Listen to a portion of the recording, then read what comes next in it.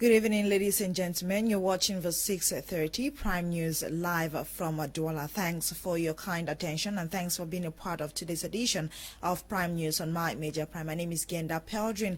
Blanche King. Publishers and distributors of local and foreign newspapers in Cameroon have been reminded on the need to comply with legal provisions obliging them to submit copies of their publications at the Ministry of Communications. This is contained in a release signed recently by Minister of Communications Rene Emmanuel Sadi. Darling Gonde has details in the following report. Reading through the press release to understand the ramifications and what offenders are risking, it's been observed that most newspapers produced and published in Cameroon are not usually sent to the Ministry of Communications as the law demands. Reason why? Minister Rene Emmanuel Sadi of the Ministry of Communication is requesting the need for editors to comply with the law of December 19, 1990 on the rights to social communication. You should recall that the Minister of Communication has many missions.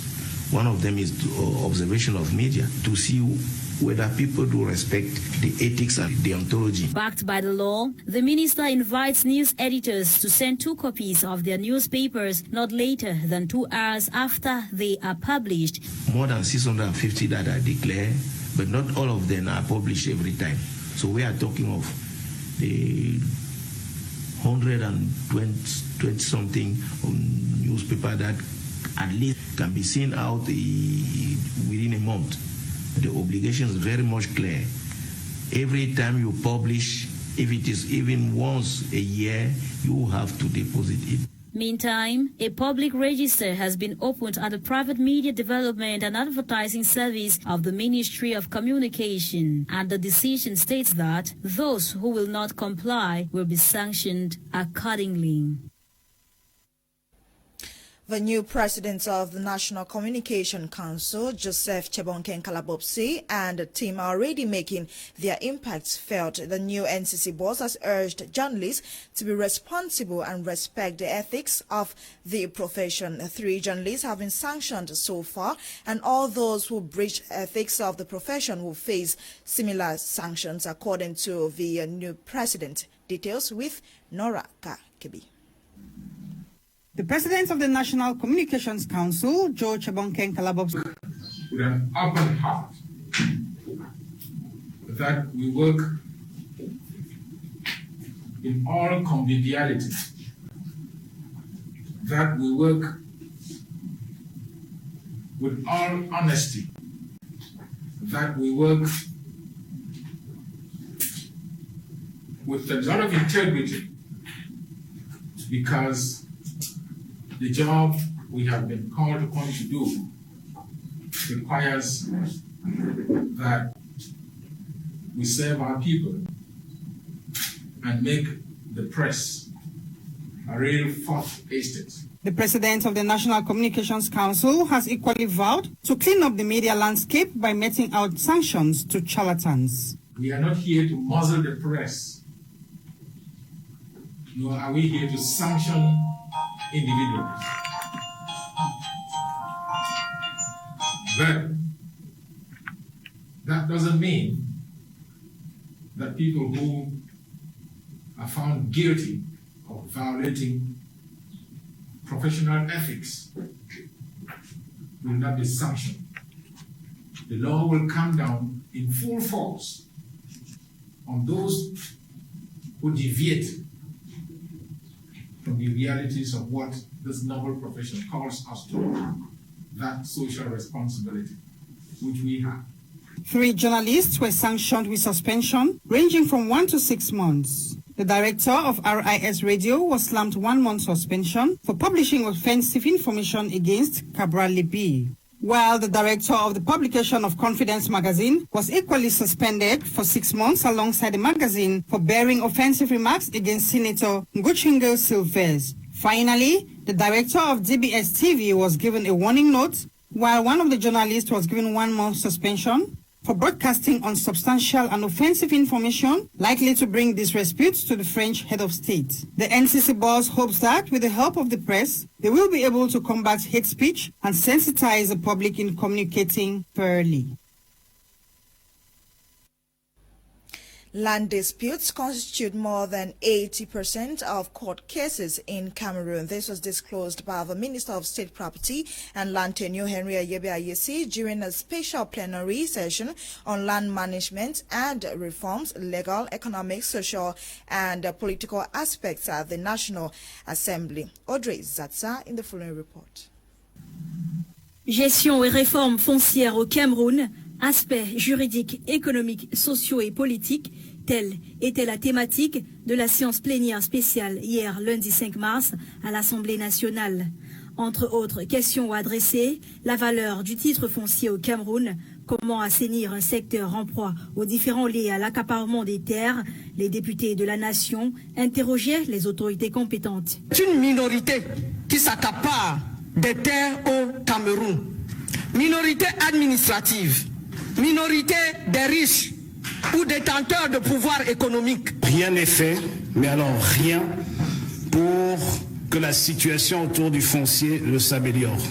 L'équation est pourtant simple.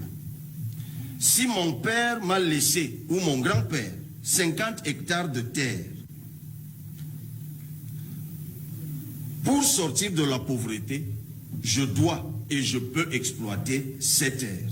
Réagissant aux différentes préoccupations des élus de la nation, le ministre des Domaines, du Cadastre et des Affaires foncières, Henry Ayebe-Ayesi, a reconnu que les litiges fonciers au Cameroun représentent plus de 80% des affaires aux tribunaux.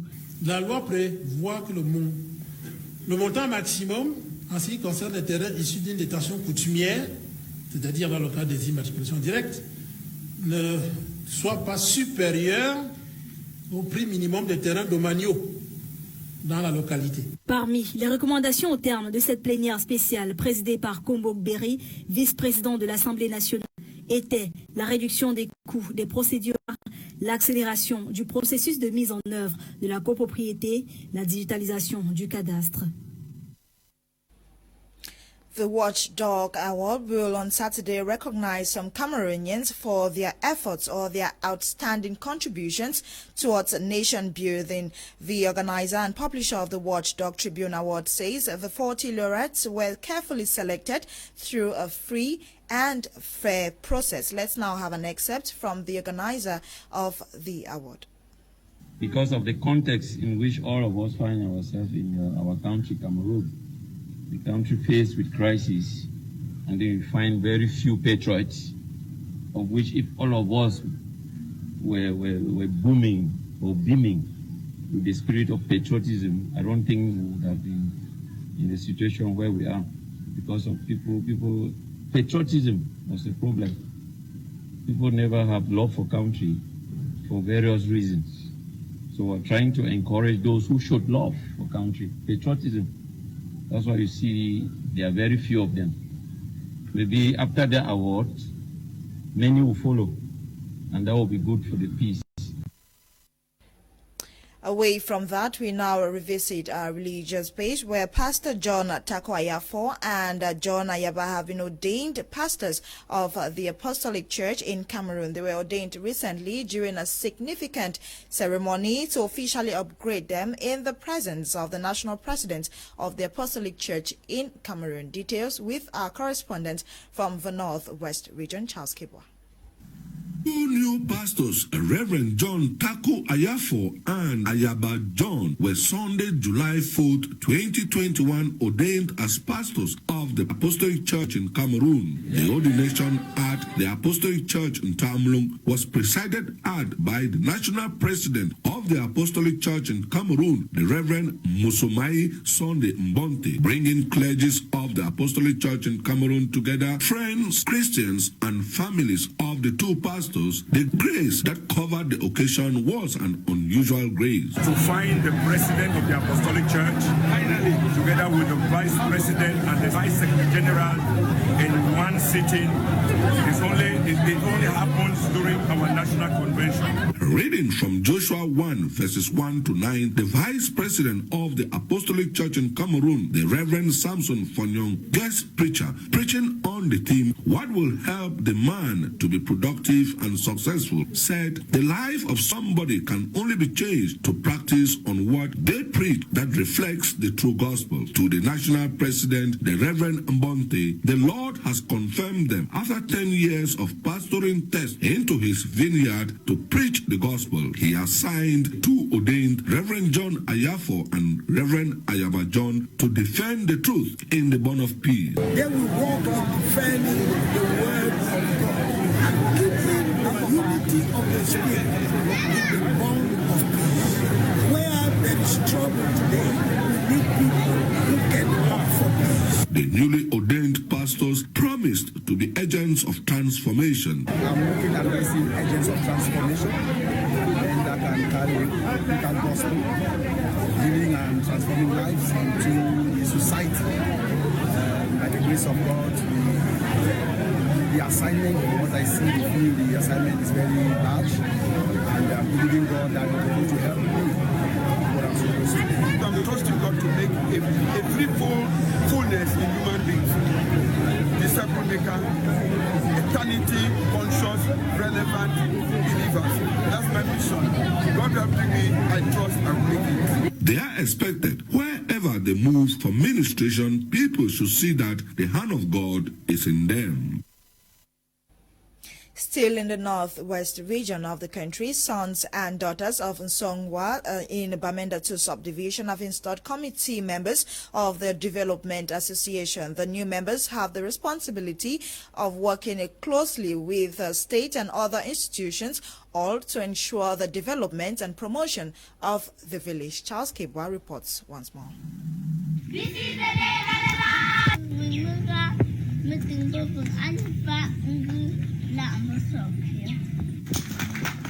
Sons and daughters of Nsongwa in the Bamenda 2 subdivision of the Northwest, Saturday, 3rd July 2021, at the Nsongwa Community Hall, came together under their umbrella union after conducting elections to install committee members to pilot the affairs of their village development. We have up to 17 quarters in Nsongwa.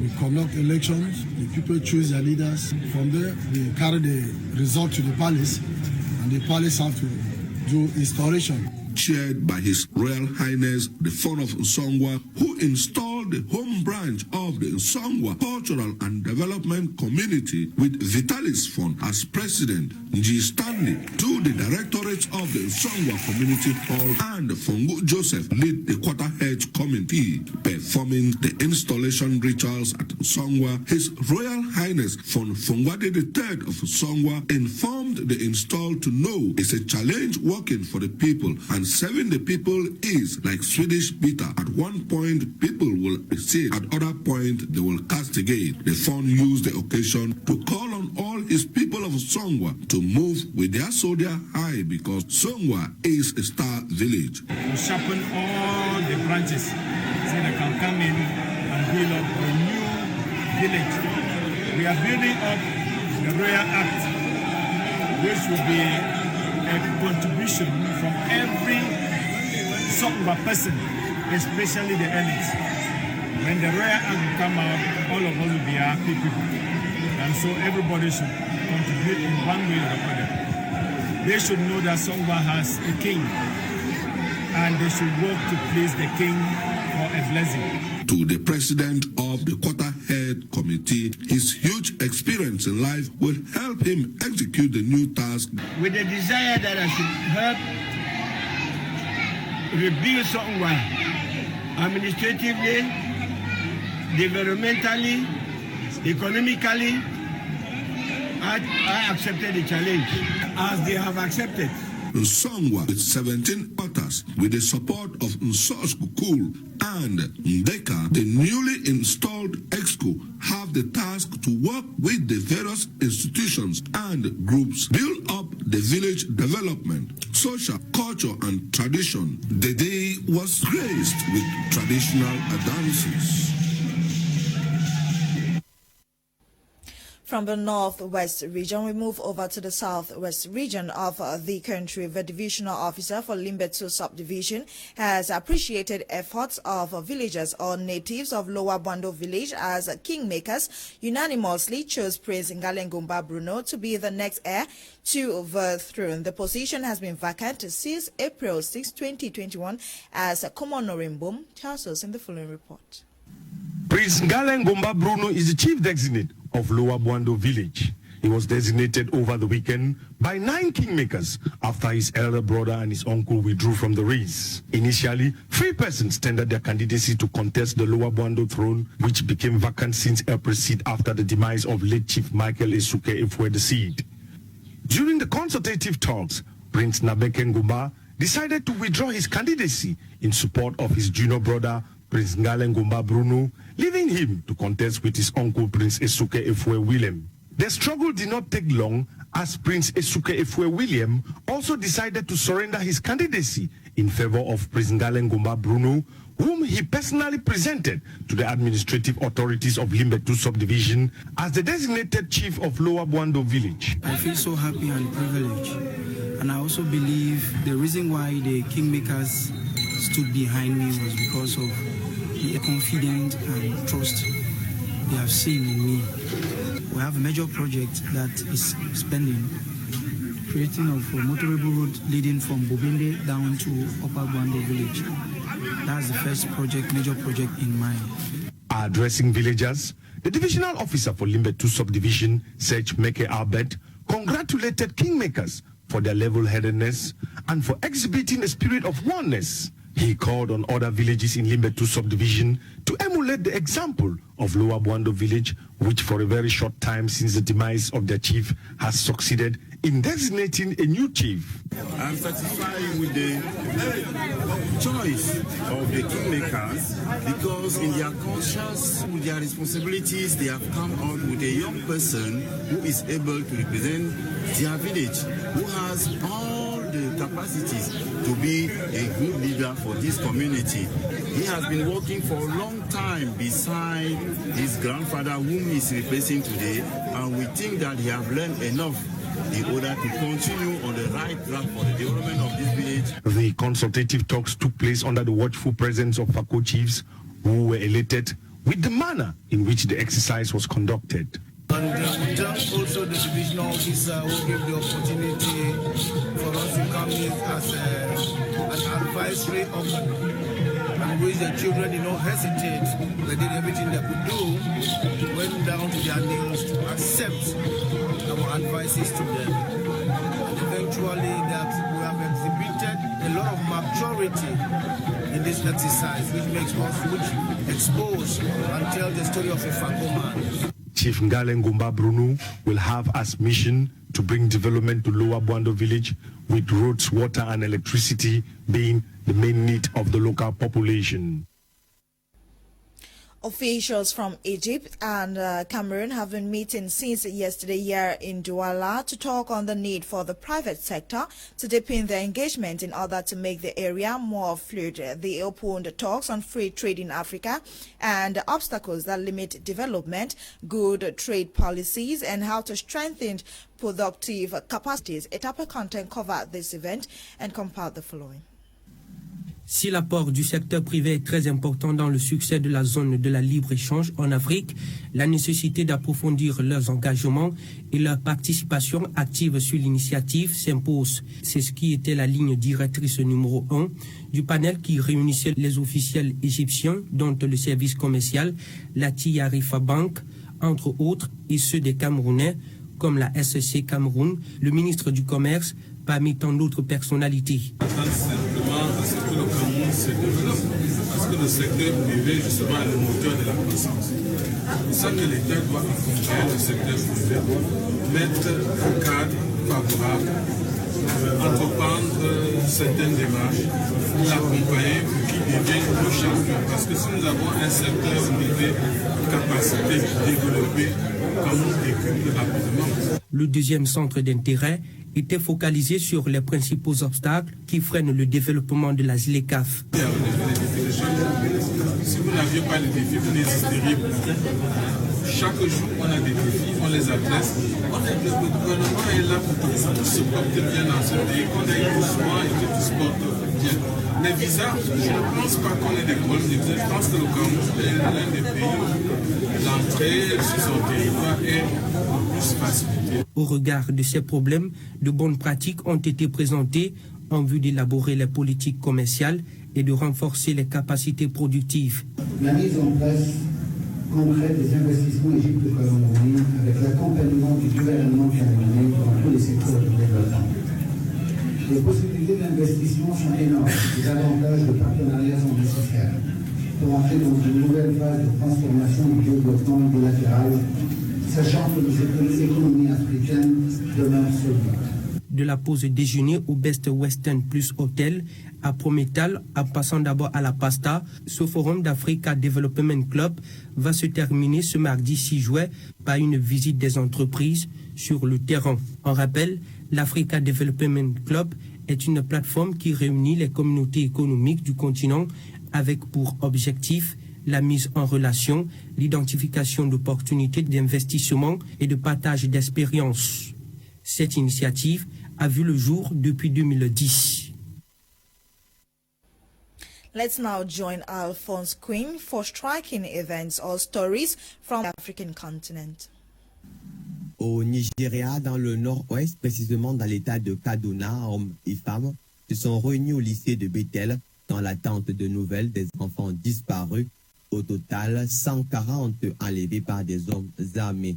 Il s'agit du troisième cas de kidnappage dans la localité de Kaduna ces 3 derniers jours. Selon la police, les sources locales affirment que de leur côté, 15 personnes ont été enlevées, dont 2 infirmières et leurs bébés. En outre, 7 personnes ont été tuées dimanche soir dans les attaques sporadiques, selon Samuel Aroua, chargé de la communication au sein du gouvernement de Kaduna. Un état de choses qui a poussé le président nigérian Muhammadu Buhari à ordonner lundi à l'armée, à la police et aux services de renseignement d'œuvrer à la libération rapide de toutes les victimes enlevées selon communiqué de ces services. Un mandat d'arrêt international a été émis contre Karim Keïta, fils de l'ex-président de la République Ibrahim Aboubakar Keïta, par Interpol à la demande du juge d'instruction de la commune 6 dans le cadre d'une enquête sur la disparition du journaliste d'investigation Barima Touré qui travaillait pour l'hebdomadaire Bamako de Phoenix, disparu depuis 2016. Selon les dires de sa famille et du directeur de publication, il aurait été enlevé, torturé et tué après plusieurs mois de détention. Rappelons que Karim Keïta a toujours fermement démenti toute implication dans la disparition du journaliste et avait porté plainte en 2019 contre le directeur de publication et un journaliste de la radio. Au Burkina Faso, l'armée affirme avoir neutralisé 7 membres d'un groupe islamiste ayant tué au moins 11 policiers et 2 militaires dans une embuscade étendue le 21 juin dernier dans la région du centre du Burkina. Dans un communiqué, les forces de maintien de l'ordre ont indiqué qu'il s'agit d'une opération d'opportunité dénommée Bélier, menée du 28 juin au 21 juillet 2021 dans la localité de Madou, province de Samatanga, par des forces spéciales et de l'unité d'intervention de la gendarmerie nationale. In sports, Cameroon's domestic league resumes in full this Wednesday, July 7, 2021, with fascinating games. Apogées in full shall host the Cotton Sport of Garoua, while Les Astres will clash with Canon of Yaoundé. More of this with sportsman Henry Wana in the following report.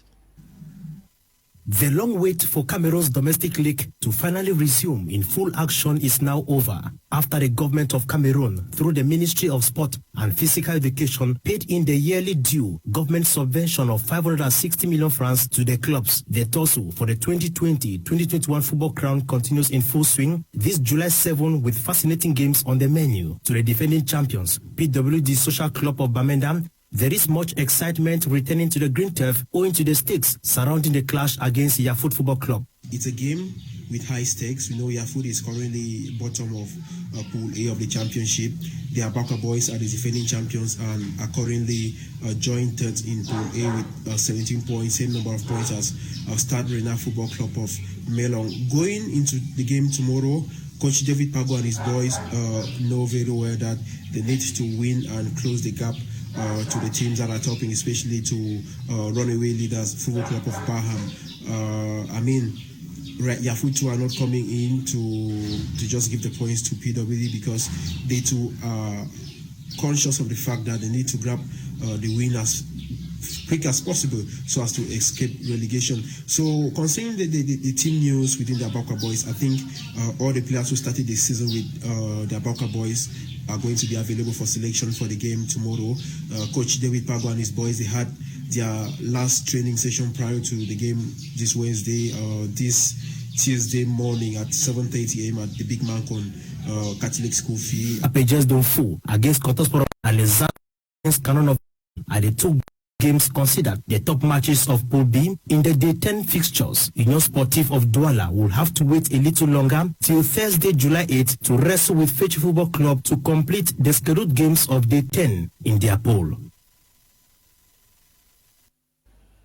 And it is on that note that we end today's edition of Prime News on My Major Prime. Thanks for being a part. See you tomorrow, God willing, at 6:30 for another edition of Fifth Tata Bernio, coordinated the news, produced by Ewana Elaine Olinga. My name is Gienda Pelgin Blanche King. Stay tuned at 7 p.m. You'd enjoy a fresh edition of Prime Hour with Kum Lunat and his analyst. Happy viewing and good night.